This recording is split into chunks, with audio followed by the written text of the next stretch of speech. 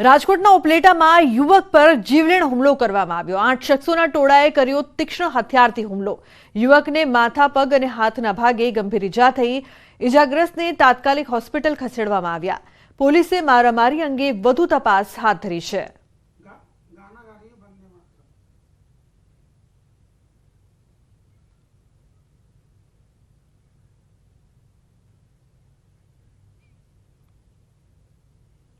રાજકોટના મોરબી રોડ પર અસામાજિક તત્વોનો આતંક જોવા મળી રહ્યો છે। હથિયારધારી 2 શખ્સોએ કરી વાહનોમાં તોડફોડ।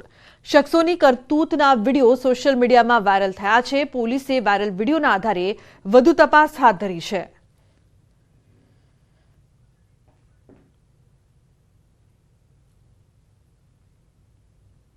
બીજી તરફ રાજકોટમાં જાહેરમાં મારામારીનો વધુ એક વિડીયો વાયરલ થયો છે।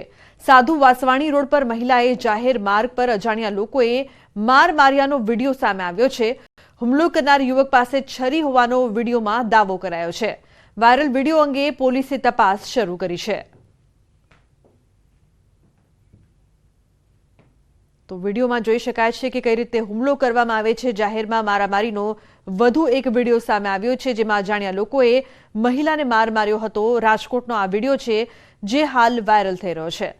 તો વિડીયોના આધારે પોલીસ દ્વારા વધુ તપાસ હાથ ધરવામાં આવી રહી છે।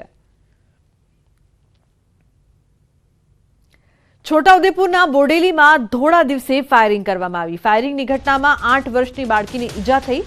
બાળકો ધાબા પર રમતા હતા તે દરમિયાન આ ઘટના બની હતી। ધાબા પર તપાસ કરતા રિવોલ્વરની ગોળી મળી આવી। ફાયરિંગ અંગે પોલીસે ફરિયાદ નોંધીને વધુ તપાસ હાથ ધરી છે।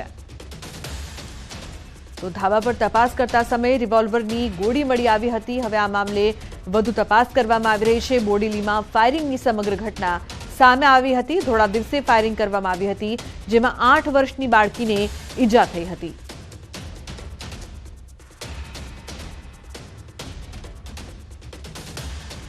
તો સુરતમાં અરેઠ ગામમાં સ્ટોન ક્વોરીનો વિરોધ। અરેઠના સ્થાનિકોએ બંધ પાડીને વિરોધ નોંધાવ્યો।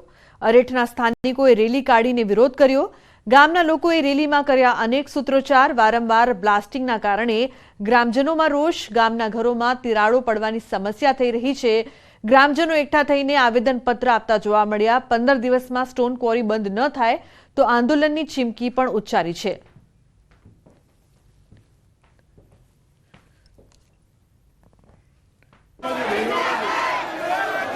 આજે ક્વારીઓથી ગામનો રહેવાનું મુશ્કેલ બની ગયો છે। ગામની પંચાયતોને એમના બ્લાસ્ટિંગથી ખૂબ જ નુકસાન થાય છે। પાણીના તળો નીચે ગયા છે। આજુબાજુ ખેતીવાડીના પાકો પણ બધી ધૂળ ડમરીઓ જામી જવાથી પાકો પણ થતા બંધ થઈ ગયા છે અને પર્યાવરણને પણ પુષ્કળ નુકસાન થાય છે।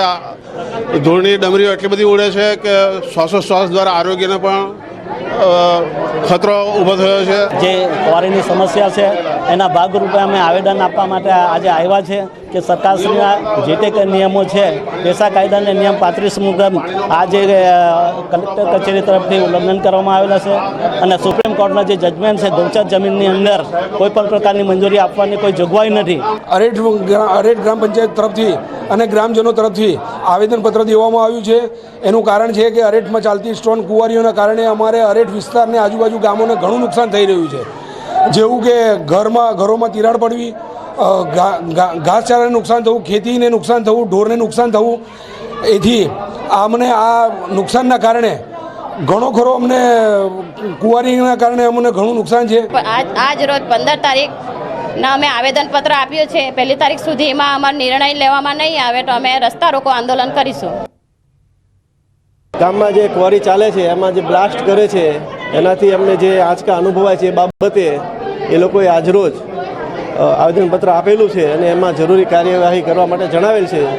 જેથી અમનું આવેદનપત્ર અમે જરૂરી કાર્યવાહી માટે વડી કચેરીમાં સાદર કરી આપીશું। સમાચારનો પ્રવાહ યથાવત રહેશે। હાલ રોકાઈશું એક બ્રેક માટે। આપ જોતા રહો ન્યૂઝ 18 ગુજરાતી।